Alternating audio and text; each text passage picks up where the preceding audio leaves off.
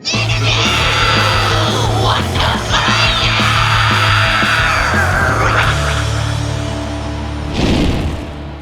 my name is Ameliarose, and you're listening to Interview Under Fire. I bet you thought I was less than I am. I bet you thought I'd forget you by now. I can still recall the taste upon your tongue and hear. All right, welcome back, everyone, to a brand new episode of Interview Under Fire. This is your host, Sunny, and with me today is the talented self-produced singer-songwriter from New York in Ameliarose. It's an honor. Thank you so much for joining our IUF series today. Now, Amelia, this is an exciting time of the year for you with the release of your debut first full-length album, the EP titled Dead Moths In My Sugar, which drops here at the end of summer via Allegory Records and Deko Entertainment. First and foremost, I want to congratulate you on all of the well-deserved acknowledgments you're getting so far, especially with that mesmerizing single Goliath that released just last week. Shout out to the other revered publications like Glide, Musique, and Restless, to name a few, who have praised your work. There's just so many amazing things to unravel about this new album and who you're all about. But before we get to all that, we talked about it before the interview started. Now that we're kind of getting back into the normality of things, at least here in the States, how are you? What's New York been like for the last 6 months? I think that's an important question, but a simple one to ask to kick things off. Go ahead. Oh, I don't know if it's simple, but it's been interesting. With the pandemic, I almost instantly fell into live streaming. I was performing virtually every night for like 4 to 6 hours for like the first 6 months of the pandemic. But the last 6 months, I decided to finally take 1 day off a week. So now I'm like kind of more loosely streaming, but I still do Tuesday through Saturday, Sunday, depending. But yeah, it's been really, it's the pandemic, as atrociously horrible and heartbreaking as it was, it definitely gave me more of an insight to my music because I had time to just sit and produce my stuff, and there was no time constraints. It was like time stopped in a way. So I think I definitely discovered a little bit more about my sound and the stuff that I am drawn to. Yeah, and making the best of the situation is it's an easier said than done process, and we're doing that. I was talking to a friend of mine a couple of days ago about how I kind of did miss the first few months of the pandemic. I mean, not because of obviously the pandemic, but it allowed me to take care of myself. Like after the first month or the second month, you're like, I can actually catch up on things that I just kind of held back for the last year or 2 years, whichever position you were in. But then once the third month settled in and the fourth month, you're like, okay, I gotta find a way to be productive. I don't know if you had that same issue, but it was just kind of something to look back on how you kind of do have to take care of yourself no matter where you are in this world. And it's good that, hey, you're taking a day off, and a day can turn into 2 days, over that time frame, and you get to really discover a lot more about yourself. But aside from that, I do want to wind the clock back, Amelia, to several years, to maybe almost even a decade, to 2012. All right, because for fans and listeners who may not know, if you could just briefly, talk about that defining moment in your life that led to the beginning of your journey on, when you first sat down in front of the piano, into who you are today, because you've been on quite the journey. Does it feel like everything kind of just went by in a blink at the same time? I would say so, but I think there have been so many memories. I can think of so many different moments like that. But I think a defining moment in my like artistry, I went to this really, really small high school. It's kind of like a homeschool high school in a way. And I only went there for 6 months. But there was a piano in the center of the like common room. Yeah. And nobody ever played it. It just kind of sat there. The school was like in an old church. And but it wasn't church related or anything. It was just there.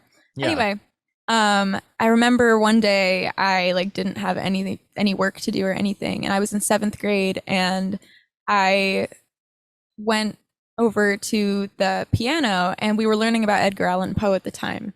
And I was like, someone should make this into like songs. Edgar Allan Poe, like it's song. It is. It's just without the melodies. It's poetry. And yeah, and I just started kind of, dabbling on piano, but I didn't know what I was playing. I'm self-taught at piano. I don't take lessons or anything. And I remember from that moment, I was like, wow, this is what I want to do forever. And thankfully, it looks like that could be something that I could do. Wow. So you just found it one day. Do you remember what you even played, or you just kind of just went off because you know how when you sit down, Yeah. you things kind of just click. Like I play the violin, I didn't just pick that instrument. It's just something that kind of clicked with me. So I don't know if that's something that kind of resonates with you. It's like, okay, something just feels right about sitting here and playing the way I want to play and how I want to play it. Yeah, I mean, it was I believe the poem was Annabelle, that poem. Okay. I think Annabelle I did Lee? I think Annabelle I did Lee. I think I did a report on school about that. Yeah, I'm looking back on exactly. that now. And I remember, yeah, it was definitely a magical moment for me, especially, I kind of switched around schools a lot, and I've always loved music. I come from like a family of musicians, and like I grew up in a very musical household. But I didn't really know how to play any instruments. But I had never really tried piano. I had never really sat down and been like I had never actually tried. And I remember in that moment just being like in the zone, like in Soul, where the Yeah. guy goes into the zone. It was like that. Wow. Oh my gosh. Okay, I'll have to go and watch that again now because Oh, it's so good. that's it's so good. Well, probably one of my, if not my favorite movie from last year. But Yeah. okay, so my mind just exploded for a second right there because you said you come from a family of musicians. Same here. My mom is a professional music artist, so she's a Oh, singer. awesome. Both of my brothers they play almost every instrument out there. My sister is actually learning the piano right now as we speak. Aw. She's taking lessons, but that's very I love that you have that experience. And but fast forwarding through life, obviously many of us have also been away from the stage a lot, fans and musicians alike. But we talked about how things are kind of just coming back into the normality as of late. But how have you been keeping up your vocals and instrumentations these days? Is that affecting your musicianship? You talking about staying busy during the pandemic, and which we will talk about. But how have you lost anything? I feel like you haven't lost a beat Oh, though. yeah, no. I think if anything, I have grown tremendously at my skills with piano and my voice too. I actually during the pandemic learned how to do polyphonic undertone singing. It wasn't something I like Googled how to do. It just kind of happened during a stream, and then it kept happening during my streams, and then I learned how to harness it. And yeah, so I think if anything, my musicality has grown a lot during the pandemic. Also my writing too. I've really figured out how to say and how to get across Yeah. what I'm trying to. If there's anything I've lost, it's social skills. That on the other hand, I think is a little rusty, and I'm trying to get back into it. Yeah, I went on my well, actually we're taking a vacation to Chicago next week, and excuse me, and I have no idea what to expect because I haven't been on a vacation in what 2 years or whenever, Yeah. and I don't know what I'm gonna do. I'm like, I have to fly on a plane, I gotta do all this stuff, and it's you have to start, you have to train yourself mentally to get back into that. But Amelia, what's the first thing? Now I'm going to ask you, what's the first thing you kind of play to warm up these days? Has that changed for you routine wise lately? Have you mixed things up? I know you're in your home, you're in your studio and playing what you play, but you're talking about getting back into live music. What comes into your head? Do you just play a specific like a song or just a specific tune to kind of just get yourself into the mode again? I go through certain favorites as warm-ups. Depends on, I guess, the month. Currently, right now, my favorite go-to warm-up song on my streams. I've been starting off every stream with this song recently. It's Nothing by Rex Orange County, and it's just such a good song. It's a song I've loved for a long time, but I didn't think I could play it. I don't know, there's some songs that just seem off limits for me, but I was like, oh, I should try to cover that, and I did, and then it's become the first thing I play for the past like I would say month and a half at least. But I kind of go through different rotations of warm up songs, but they're always while I'm live. So if I've definitely also lost my my warming up skills.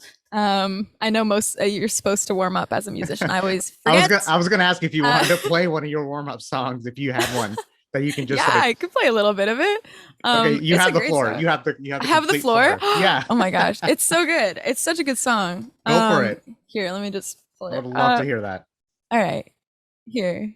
It's so good. All right. I gotta put in my other headphone real quick. I've got 2 sets of headphones on today. I'm making you work today, aren't I? Okay. Okay.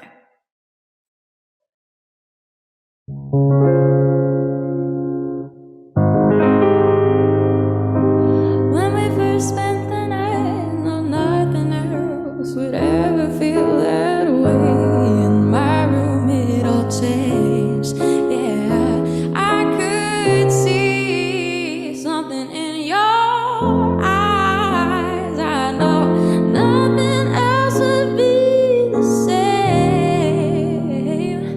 But I wish that I could grow the way in which you grew up. 'Cause then I'd love myself and I'd feel like a better guy. 'Cause nothing, no, nothing, no, nothing, no. I said that nothing else would ever be the same. There's a little bit of that one. I'm gonna give you that round of applause once this episode airs. Oh my gosh, you talking about? You said you lost some of that edge. No, I don't hear any of that. You and that's something special you have going on, and I can't wait till we talk about the music you're working on, because you've been at this for a while, Amelia, because I do also want to mention that you took part in that. You kind of helped me segue into this because you took part in that, obviously, that revered singer competition show, American Idol, obviously, that of course So Far Sounds. But I want to mention this because you got, what is it, 3 yeses and a gold ticket to Hollywood. Do you still have that ticket? They don't give it to you. I am sorry to spoil the magic. You don't get to keep the golden ticket. I have a picture of it. Yeah. But it's like, I think they have like maybe 10 that they like rotate through with that for everyone to take a picture with. It belongs to you. Let's just say that. And you also finished in the top 68 of 200,000 people, if I'm correct. And I don't care who you are. I mean, that's an impressive thing for anyone. And do you ever just stop for a moment and just think back on that time in your life, or how often do you even just do that? It was definitely a very surreal time. I was like 16.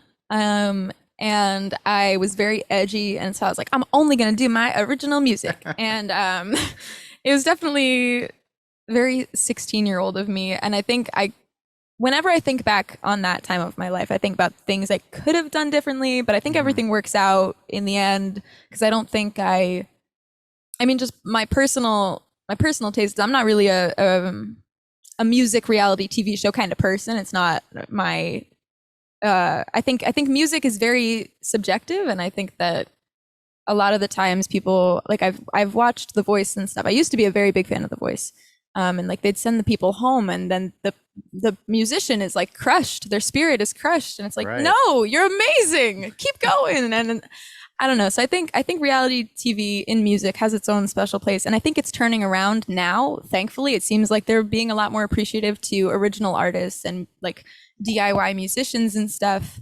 But whenever I think back on that time of my life, I definitely have a lot of different emotions about it. And on one hand, I feel incredibly grateful to have had the opportunity to perform for like Katy Perry and Lionel Richie. And on the other hand, I'm like, it's subjective. You know what I mean? I don't know. Yeah. I mean, I think it's also important that, here's the thing. I've been, being edgy.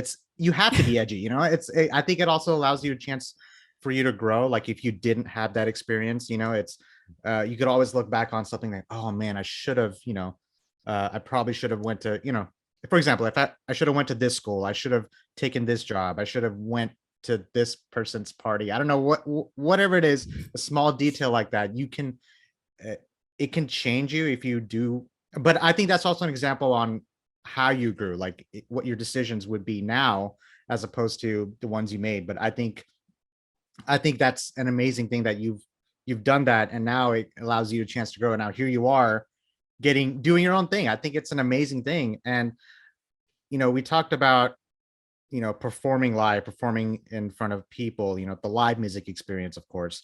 And I think we touched on the touring life before, the interview started, but I do want to ask about this because how was that live music experience for you personally, Amelia? Because you've done some touring. You made appearances at, the Knitting Factory, the Bitter End, Ladybug Festival, Elm City Music Festival, and the list goes on. And now we've been all kind of just forced to take this unexpected step back. And has this time, has it made you develop, I don't know, a newfound appreciation of the live concert experience? Like, what was your favorite part about it? It kind of feels similar to, I'm sure, hopefully you're familiar with Warp Tour. Oh yeah, Oh yeah. I was all an those avid years. all those years. But I remember when they announced that it was closing and it was coming to an end, and I was absolutely I was like, what are we gonna do? What is the emo scene gonna do? Where am I gonna go? But I think, obviously that's a much smaller and minute feeling to what this past year has been. But going from performing live very frequently, I think it's why I ended up live streaming. I didn't know what to do with myself. And my first, like, if I go back in my archives on my one of my live streaming profiles, like my first stream was like a week after they announced the shutdown.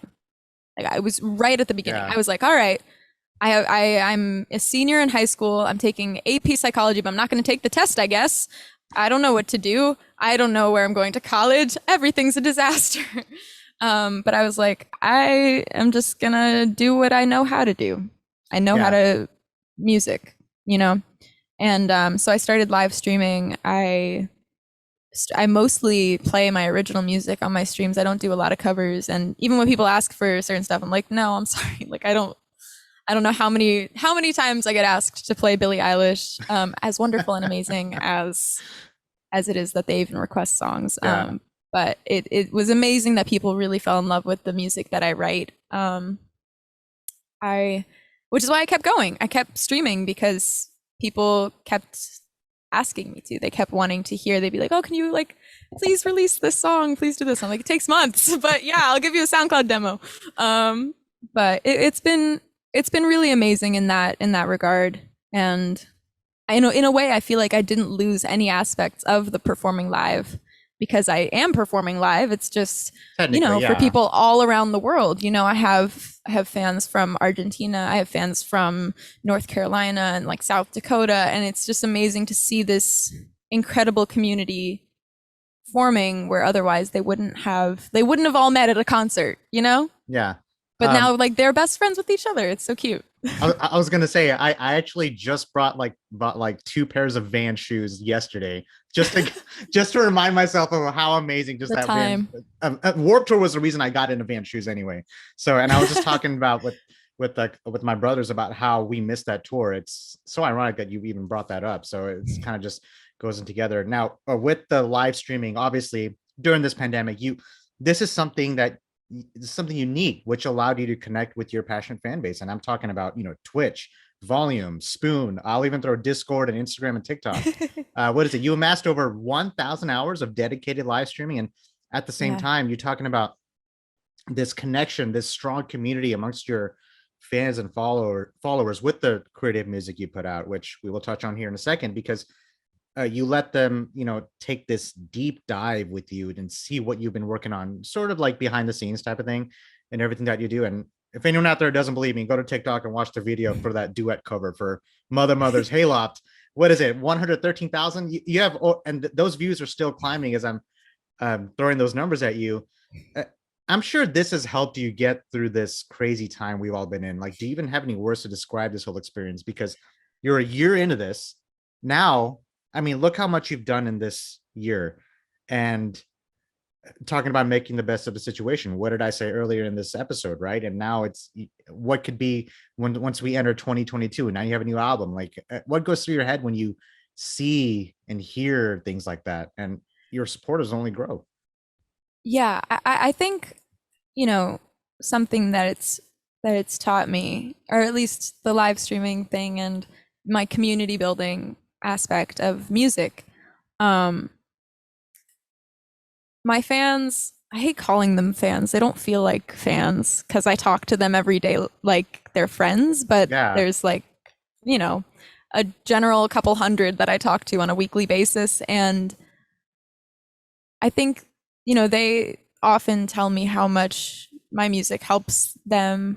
And I've cried so many times looking at the messages that I get from them because they're so sweet. And I can't describe how much they've helped me and my mental health.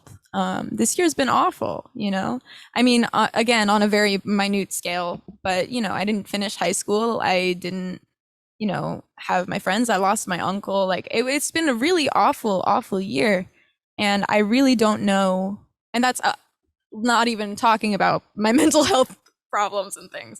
So Yeah. I can't, I don't know where I'd be if it weren't for my community and their lovely words and support. And, you know, I don't know. I get all mushy talking No, about it, but and that's okay. I think, especially at a time like today, it's okay to be mushy. You know, a lot of people have shown their true colors in this last year, and we found out good way or, you know, the wrong way, whatever, however it may be. And I'm sorry for your losses too, Amelia. And I mean, I share that as well. I've lost family members in this last year. A lot of yeah. people have, and again, I sound like a broken record, but yeah, we are making the best of what we do, what we love doing, and I love that you have something that you have a passion for right here, and you're making the best of it. Again, a new album, right? But and I promise I'll talk about Dead Moths in a second, because I want to get your take on this first, because Okay. it's interesting you talking about the live streaming. I've asked over 100 artists this question, and you're no different. I want to ask you, because there's no wrong answer to this. With the amount of touring you've done, with the people you've encountered, the artists that you've perhaps collaborated with, the venues you played in, do you think that the rise of the quarantine induced live streaming we've been seeing for this last year and a half, I can't believe I'm even saying that, I mean, is that going to affect the touring musician business going forward through your perspective? Like, has it already been affected? Do you still see artists, you're doing it, doing something like this even once we enter, you know, 2022 and beyond? Yeah, I think it definitely is going to sorry. I think it's definitely going to affect the touring business. I mean, speaking from my own personal uh, situation, but like my dad is high risk, and Mm-hmm. I have concert tickets for the fall. I don't know if I'm gonna go. Like, there's free refunds, I guess, but you know, I think a lot of people get a certain amount of community and love from live streaming that I don't know if it's the same at concerts, especially now. It's a very scary world out there, you know? I mean, Yeah. I am a young woman. I don't like going places alone, you know? It's genuinely not always the safest, but I know that, you know, when I'm going to my friend's live stream, like I'm totally safe, totally fine. Everything is all good. And my friends are all there in the chat. And I think also like being able to connect with musicians from all around the world too is super unique, and again something you wouldn't get from like a live concert experience. Can you tell that I'm a little bit biased to No, live streaming? that's okay. I want you to be completely, um, don't filter yourself at all, because I've had, yeah, I had so many amazing artists like yourself talk about how, like I said, I come from a family of musicians. My brother's band is about to play a show this weekend up in Oklahoma. So it's his first time going out there and playing again. He doesn't know how to feel. And I've had artists who say, yeah, I would love to do live streaming. It gives me a chance to engage with my fans. Case in point.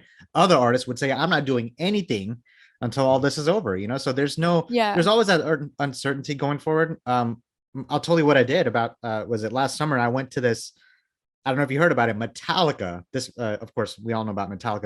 yeah. They did this live streaming event for one weekend.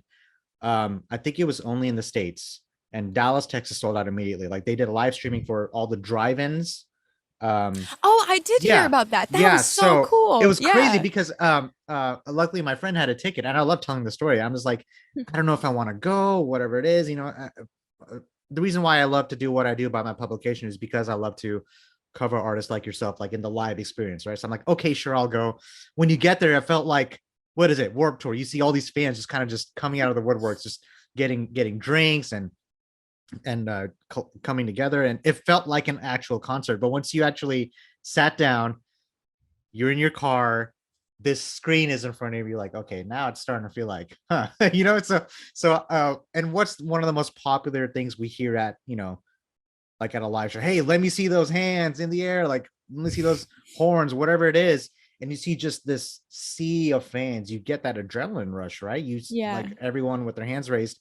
Instead, what do we get? I remember this 3 Days Grace open, and he said, let me hear you honk your horns. So if you just roll down your window, you just hear cars honking, just like in silence, like we're in this desert area here in Dallas. It just felt so different. But the point of this is just I miss that live experience. There's nothing you can Yeah. take away from that live experience. But you also pointed out something very interesting, because I've had friends who don't go to live concerts because of social anxiety that Yeah. creeps in, and attending a live streaming, kind of, they benefit from that because you can actually engage with other people in the chat. I don't know. I feel like we could just dive into this rabbit hole if you can't even call it that even further. But I don't know if you were going to add on something there that you were going to say. Yeah. Yeah. No, I think something about live streaming that's very pertinent to my streams is we talk about mental health every stream, every single stream we talk about it. And it's the kind of, I share the kind of stuff that I probably wouldn't share at a concert. Like if I was performing, like, at a venue again, I probably wouldn't talk about my day or if that I didn't sleep that night or something. You know what I mean? Like I think live streaming has such a personal connection, which is so weird because you would think it would be the complete opposite. But, going back to your point about like anxiety and stuff, I know a lot of my community members have all sorts of things that they deal with on a daily basis, and they find comfort in knowing that I also deal with that kind of stuff. And we always end every stream with a virtual hug. And obviously, like, I say, like, if you don't like hugs, you don't have to participate in this. But if you feel like you've been needing a hug recently, like, close your eyes and give yourself a little self hug. And this is me hugging all of you, and you all hug me each other. And that's how we end every single stream without fail. And it's so personal. And yet they're thousands and thousands of miles away from me. And yet I feel like I know them all individually, and they all have their own voice, Yeah. Speaking of personal, I know we talked about everything from head to toe. Let's talk about Dead Moths In My Sugar finally. Okay, yeah. Comes out the end of summer. Of course, you're going to have a specific date for that soon. Drops later this summer on Allegory Records and Deko Entertainment. Now, Amelia, knowing that this is your debut outing, have you ever, if at all, felt any sort of pressure during this whole process? Or does that make it easier because, hey, it's my first album, I don't have anything to lose? Has that ever entered your head? It's scary. I am quite terrified to put out my EP. I think mostly because of, musicianship, of being like, oh, it'll never be, I'll listen back to it in a couple months and I'll be like, oh, I should have done the drums differently. So yes, on one hand, I definitely am nervous because it's my first body of work, and people always say like, oh, like the first album's the best album. It's like, is this going to be my best album? I don't know. I don't know.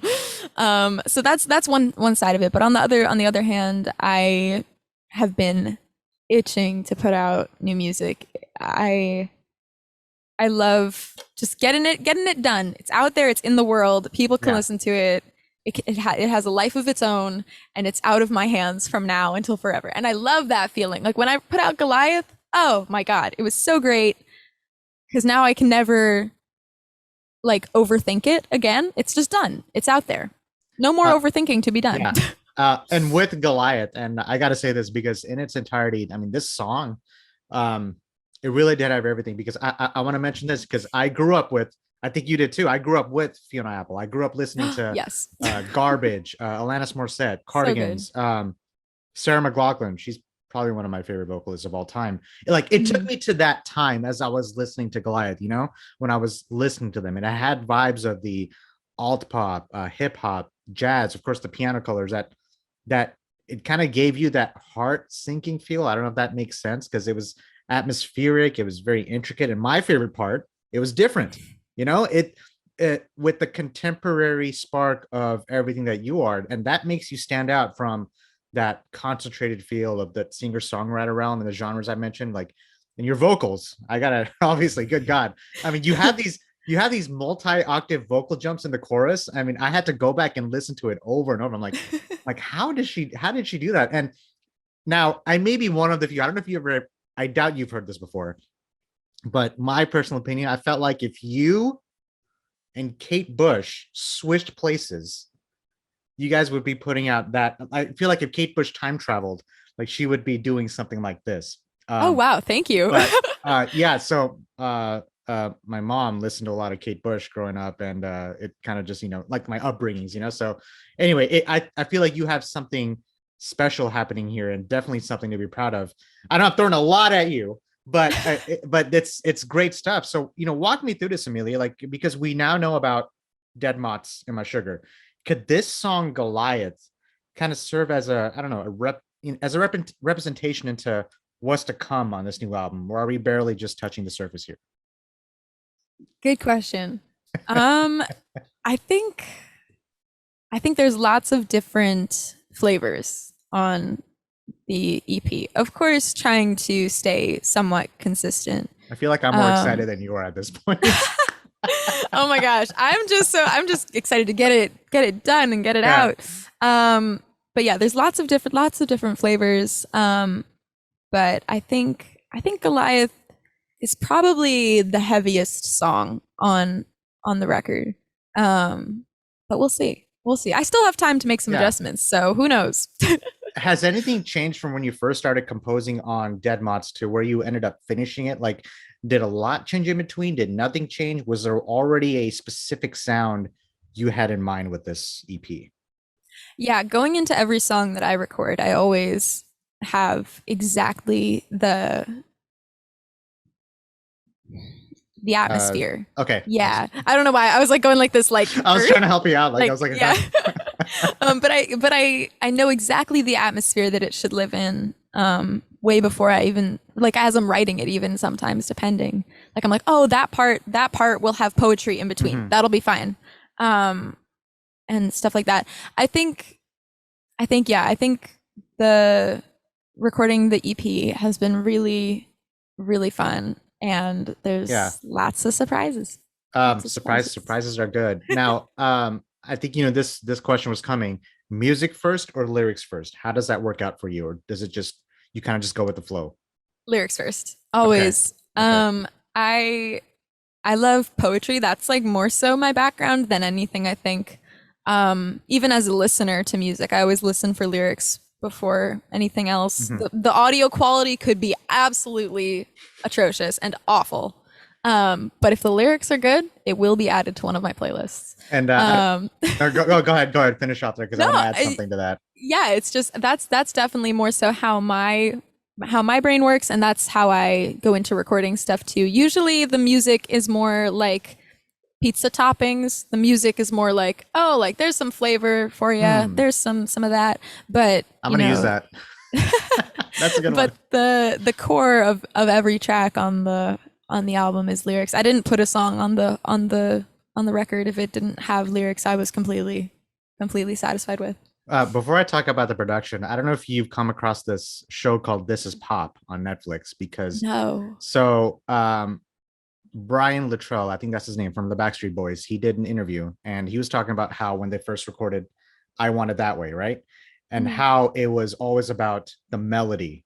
It didn't even matter what the lyrics were. Like, what is I Want It That Way? What does that mean? You want it this way? That it didn't have a meaning. It was just all about fitting the melody. It was always about the melody. So but yours is like, I'm thinking about a whole different standpoint. Like it fits, everything just fits. And I don't think it really mattered in the 90s, like what it was about, what you were singing about. It was always about the melody, but you actually had the melody, you actually had the lyrics, and you actually had the message that you wanted to convey. But anyway, I recommend you check out that show. It's brand new I'll on check it Netflix. out. Yeah. But yeah, they even talk about how Britney Spears came onto the scene, and that's a whole different trip. I got to tell you that. Anyway, throwing that out there. Now, for the production for Goliath specifically, because Okay.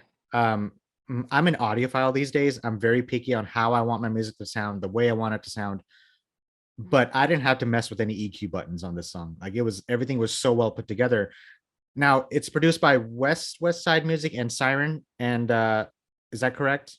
No, that is not correct. I Oh, produced okay. the whole thing myself. The music video was like produced by West Side Music and Oh, Sound. okay, Like that's okay, the okay, video, okay. the video Right. aspect. They were the producers on the video, but the song itself was all my blood, sweat, and tears. The only thing I will attest that I did not do the guitars. At the time, I did not play guitar, but my dad does. And my dad was like, "You got to have some like surf rock kind of guitars, Amelia. You just have to." And I was like, "I want it, but I can't. I can't do it. My fingers are too chubby. I can't. It doesn't work." And he was like, I'll play it for you." Perfect. And so my dad was playing guitar on the song. I'm sure there was that sense of comfortability in the studio for you, Amelia, knowing that you had full power on how you wanted the song to sound, right? Yeah, that's how I go. I go into everything. I produce all my stuff myself, which, sometimes I get like a little too chaotic with my production. And then I'm like, okay, hold on. I gotta strip it back. This is about the lyrics. It's not about the production for me. So I need to go back to square one. But with Goliath, it was very fun. And working with my dad is a delight. So it was very fun. That's awesome. And was it the same way with every other song on the CP? Yeah. With Yep. man, that actually goes to even show how impressive your catalog is. You can get that production side, um, that side of you, and how you can actually. That's great. I think that's a great formula you have. Because it's important to because artists would be like, yeah, I did the song, hand it off to a producer, and they would do their thing. So Yeah, and sometimes like that works for certain artists. I know a couple artists, friends of mine, are too biased with the vocal, and so they can't. It's hard for them to produce around it because they just only want the vocal to stand out or the guitar to only stand out or something. So I think, which happens to me quite frequently, and I have to like take a week away from the song and then come back to it. But I love producing. I love it so much.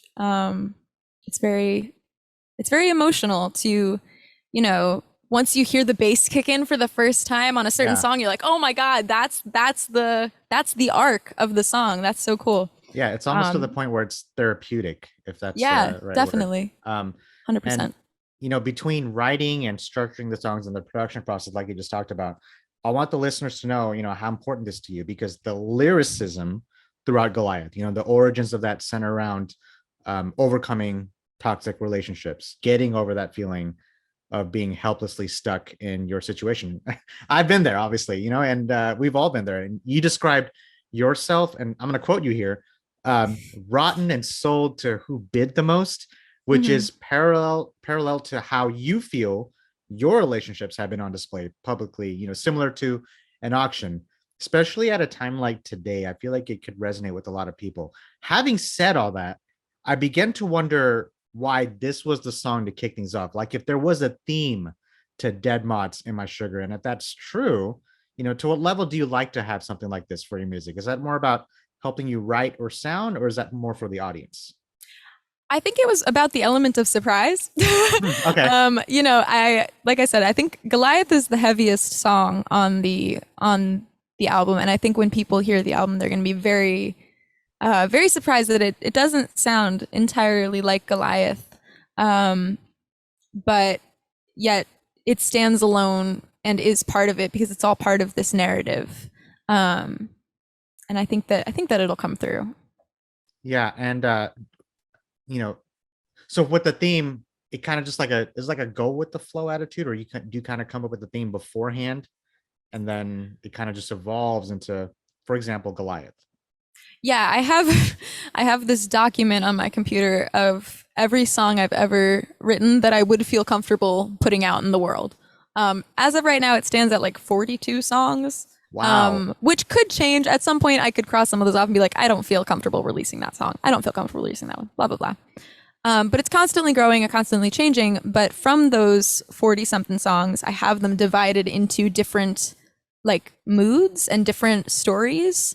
So they're going to follow different narratives each time. Do you see Dead Moths in My Sugar as a snapshot of where you are in a certain time in your life looking back? Yeah, most certainly. I a lot of my songs are about mental health and how mental health affects your relationships with the people around you. And I think that this record specifically, most of the songs on the record are very, very, very new songs that I've written. So they're not songs that have been in my vault for years and years. Like they are, all of them are from at least the past 6 months. My edgy era. My edgy era. But even some of them are so new as to like a month ago. So it's definitely a snapshot of where I am right now. Yeah, and I know you derive your influences from, I mentioned earlier, Fiona Apple, and of course Jeff Buckley, Arlo Parks, to name a few, to name off the bat. And you're 19, is that correct? Yeah. And here's the thing: you're just getting started. Being young, and this is something that is important, I believe, too. Being young and being a woman in this music genre, where there's so much being thrown at you left and right. There's competition, there's labels, there's fans. And of course, with more younger female musicians aspiring to step into the scene, Amelia, what advice would you have for someone wanting to follow in your footsteps? I would say, I know it's cheesy, but being authentic is probably the most important factor of music, period. I think it's very clear, at least to me, when someone is doing something that isn't true to their heart and they're not saying something that matters. And I think if you're going to create a platform for yourself where you are able to have a voice that matters, you have that privilege to have a voice that matters, say something that matters. And I think I see a lot of people these days who do that, and it's really inspiring. So I think to new musicians or people who want to get started in live streaming, writing, producing, recording, whatever, I'd say be authentic and say something that matters. From the different experiences and perspectives in your timeline that you've taken in, which we've discussed about so far, performing for as long as you have, and the people you have met and worked with doing this record, including your auditions and upbringings, touring, your relationship with your family, producers, fans, this pandemic, it sounds like you still have much left to put out there with your artistic vision. And I'm excited to see where you go from here. I've been excited this entire interview. You're like, oh man, this guy's more excited than I am. This is definitely something you have a passion for, Amelia, and you've experienced plenty already in your career, even at 19 and then some. Have your aspirations, as an individual, as a musician, just a human being, really, have they changed or evolved since when you first started performing in the industry? Like, do you see things differently today? Honestly, I don't think so. I grew up very heavily involved in indie music. I this sounds very trite, but I like wasn't allowed to listen to the radio very much when I was a kid, because my family wanted me to just develop my own sense of creativity. Again, it sounds more snobby than it was. My family are like hippies. So Okay. I swear to God, it's not like a snobby thing. But I think my aspirations have always kind of been the same. I always, since I was like, I don't know, 5 maybe, idolized Sufjan Stevens and like Saint Vincent, Regina Spektor, Fiona Apple, to name a few. I mean, Fiona Apple is quite high up there on the fame list, but I think having an appreciation for artists who say things that matter to them is more important to me than having all the numbers and stuff. Like, I hope that happens for the sake of like not wanting to go back to like, waitressing or anything. But I think my aspirations have always kind of been the same, just having an appreciation for indie DIY music and the scene. Yeah, I think it's important to, kind of just also like kind of push everything away and kind of look at it from the outside and remind yourself why you do what you do. Kind of just give your chance to just a chance to exhale and go back in it, because the more successful you are, I feel like it's easy to lose track of that. I don't know if that relates to you, but I think it's important to remind yourself why you do what you do. But Amelia, this has been an honor. I know we're reaching at the end of this interview, but I feel like we could be talking forever. Obviously, I'm gonna let you get to your live streaming, but as you're telling me these things, if you weren't a musician, what would you be doing right now? Has that ever crossed your mind? I know you're 19, but what other, I wonder what other interests you have that feeds your creativity within the music you play. Um, I don't have any. That's but, okay. And that's an um, answer. That's an answer. No, definitely. I felt like a sore thumb in high school most of the time because the people around me did so many things. So many things. Like, I had people who were involved in art, but also sports and also music and all this stuff, which is freaking awesome and incredible. And I always looked envied up to those people like that. I always looked up Me to those too. people. I'm like, And God. And I remember coming to terms with the fact I was like, all I can do is music. And here's the Which thing, is like, fine. and here's the thing. I don't know if you had the same thing when I went to high school. Like, even their siblings were in the same boat, like, and then they had this family of just like, man, they are so perfect. They're so good at everything. And you're kind of just sitting in silence, it's like, okay, what do I do with my life? And again, not discouraging that at all. Like, go for it. Of course not. If you can do lots of things, that's amazing. But hope I want to send love to the people out there who feel like they don't belong to one they don't belong in lots of different things. If you only really love one thing or something, like, that's relatable. You're not alone in that. Like, it's all good no matter where you are. And and this is why I love speaking to people like you, because we can relate in that sorts of aspects. Now, I know this is the last part. Usually I end my interviews with like kind of a fun topic. I'm going through this list because there's so much I could ask you. I don't know if we touched on a couple of your favorite artists, but I wanted to ask, I feel like you're a big film fanatic. Am I wrong? Ooh, a little bit. I mean, I love like dude bro comedy movies, like Seth Rogen stuff. Like Step Brothers.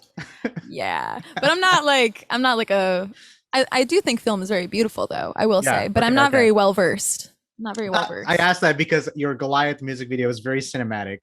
Oh, thank you. Yeah, I love that. And I went to film school for 3 years. I know a lot of my followers are tired of me hearing say that, but it really resonated with someone like me. Okay, so having said that, what are your 5 favorite albums you can think of at the top of your head that you maybe are listening to right now, or that has always influenced you since the get-go?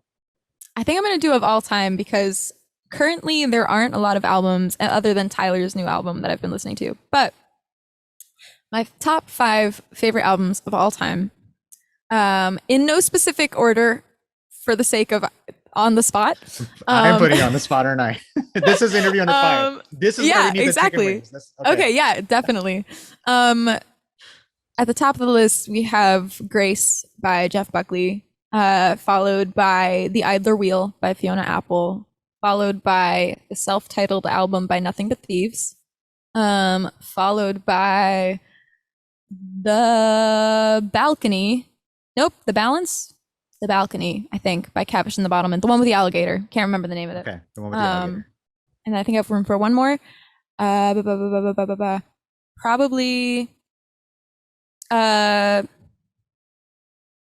Radiohead, Kid A? Is that the name of the album? Yes. I think so, right? What year did I'm that like, come out? I'm not sure. now I'm blanking. Yeah, I think that's the name of the album. I know it's one of the songs on the album, and I always get confused when the songs and the album are the same.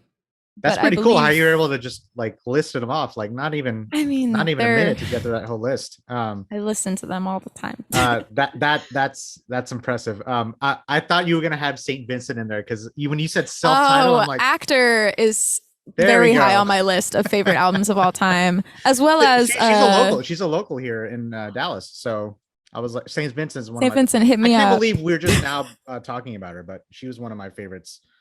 She's incredible. For the longest time. She's a local here in Dallas. But anyway, but okay, is that 6? Yeah, That counts. that's 6.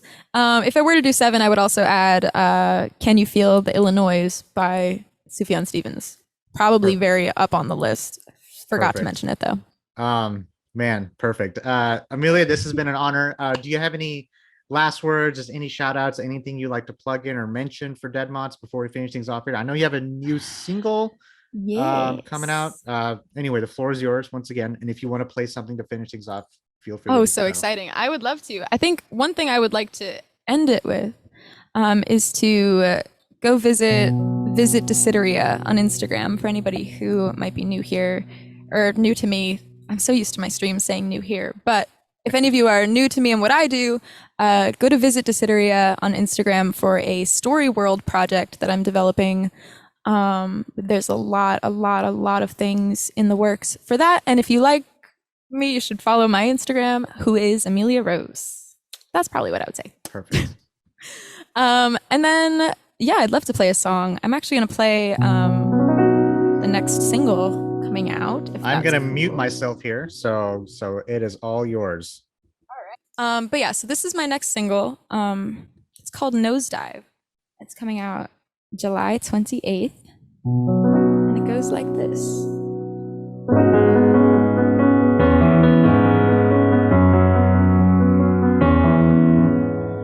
My molars will be glued together, shut so tight, and I will not quiver while you scream through your teeth that you wish you never met me.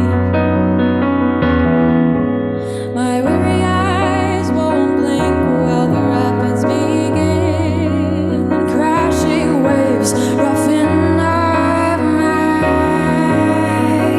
skin.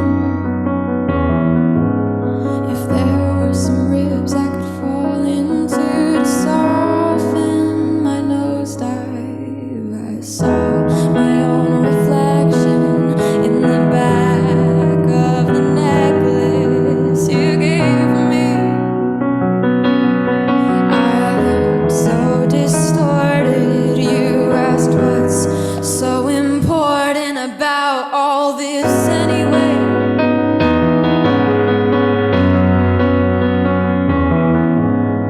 It didn't hurt being shallow boned, it hurt being loved. How was I so sensitive? How was he so blunt? How was he so pensive? How was I so lush? I was mistaken for love to be clouded in lust. It hurt being scolded. If there were some ribs I could fall into to soften my nosedive, I saw my own reflection in the back of the necklace you gave me. I looked so distorted, you asked what's so important about all this anyway.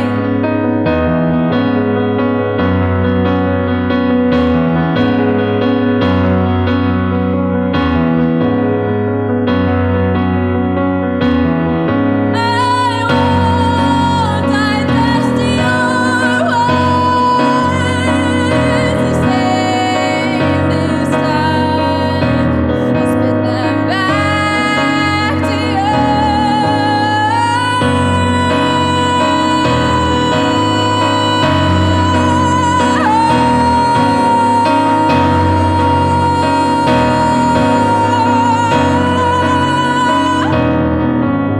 If there were some ribs I could fall into to soften my nosedive, I saw my own reflection in the back of the necklace you gave me.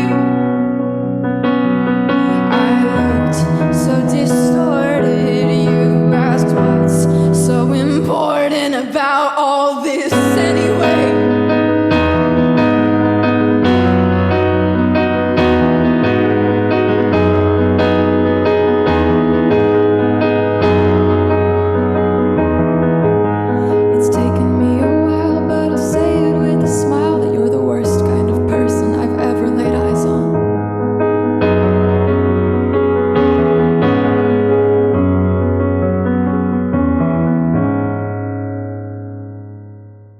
Hey guys, thanks for listening to Interview Under Fire podcast. If you guys liked what you heard, please subscribe and share our channel. And please leave a 5-star review, as that helps us tremendously. If you'd like to check out more, visit www.interviewunderfire.com or our social media channels on Facebook, Instagram, and YouTube.